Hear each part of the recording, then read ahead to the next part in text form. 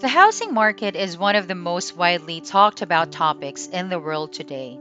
Millions of people are affected on a daily basis with this bubble, whether directly or indirectly.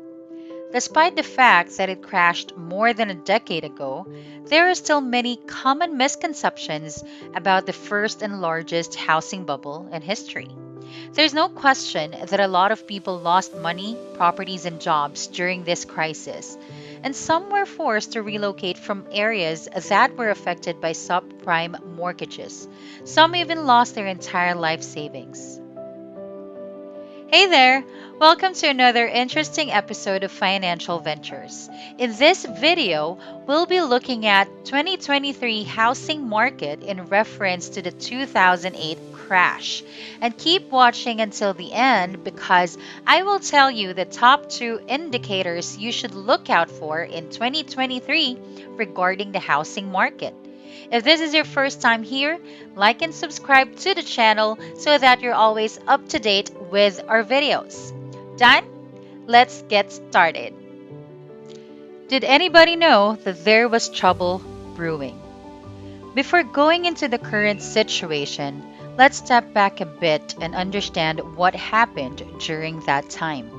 Now, I'm not kidding when I say this, but the world of finance is a complex beast. It's hard to know what you don't know, which is why so many people were shocked when the 2008 crisis hit. The crisis was a big surprise for everyone, even for those who were closely following the global market. No one had predicted that it would happen. It was like a storm that came out of nowhere. You know, when you're driving in your car and it starts raining and you can't see much past the windshield? That's what it was like for everyone. They didn't even realize there was a problem until it was too late.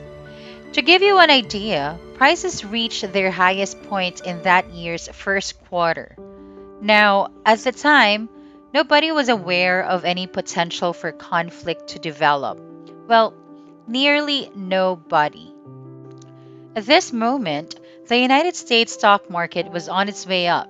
The unemployment rate was at a level that had not been seen in nearly a decade. Everyone in the neighborhood owned at least one home, and many owned two or even three. And trust me, the standards for obtaining a mortgage during this time have grown far less stringent. If you were interested in obtaining a mortgage, all you needed was to pick up your telephone receiver and give an originator a call. Having this information, where were the warning signs? Were there any statistics that pointed to the fact that a significant issue was on the horizon? Before I tell you this, like and subscribe to the channel so that you are notified every time a video is uploaded.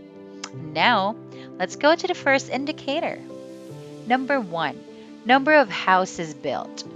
The housing market is important because it shows the strength of the construction industry and how much money people are willing to spend on homes.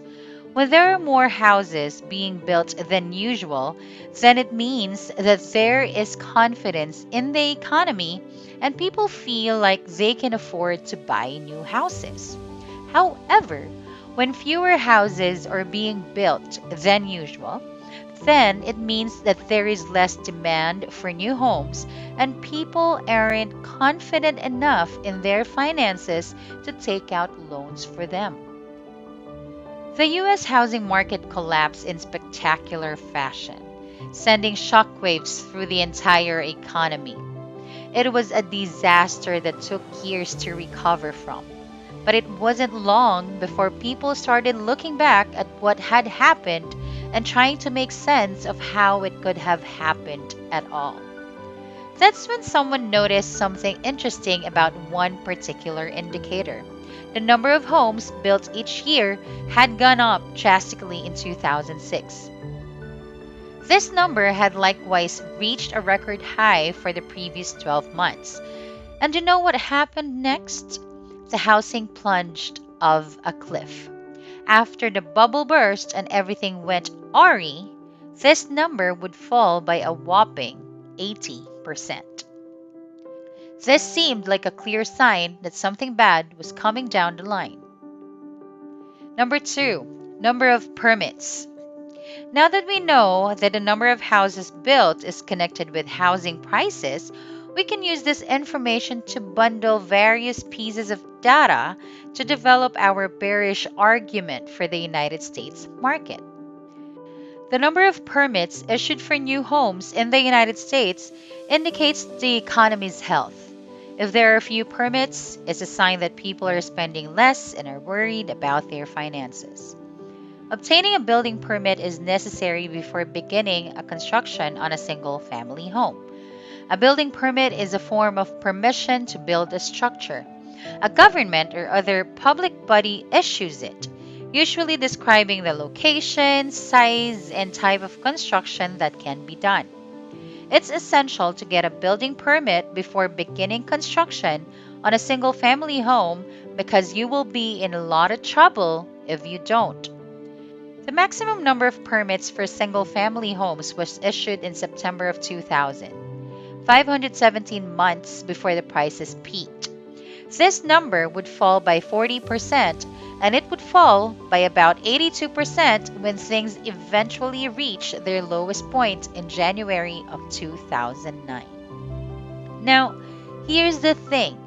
When the number of permits issued falls below a certain threshold, it's a sign that there will be a downturn in housing construction and sales. So, what's the current situation? According to the United States Census Bureau, home prices have yet to reach their highest point. This fact will likely come as a surprise to many people. While we have seen a slowdown in growth over the past 2 quarters, with indicators that suggest we are approaching the apex, it may take up to 2 more quarters before we see a number with negative growth suggesting a peak. Now that we've gone through all that, let's look at the construction of single family homes as of this moment.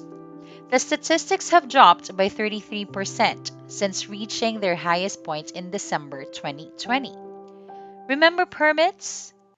We can again look at that as our reference for telling if we really are in a dire situation.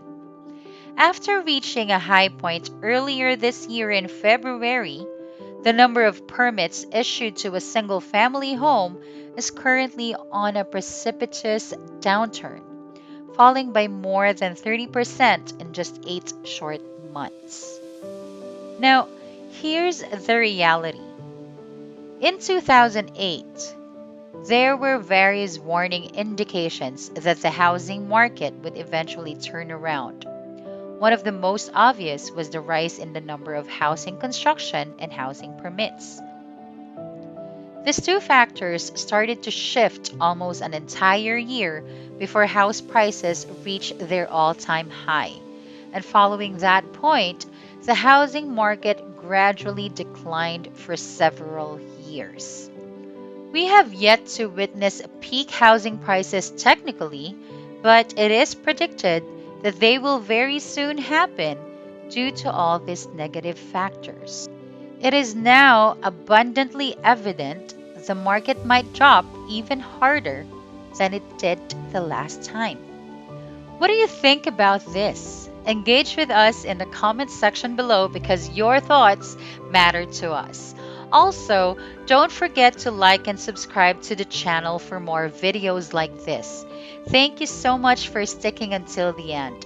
See you in the next video, and always keep in mind that in your life's adventures, it's better with financial ventures.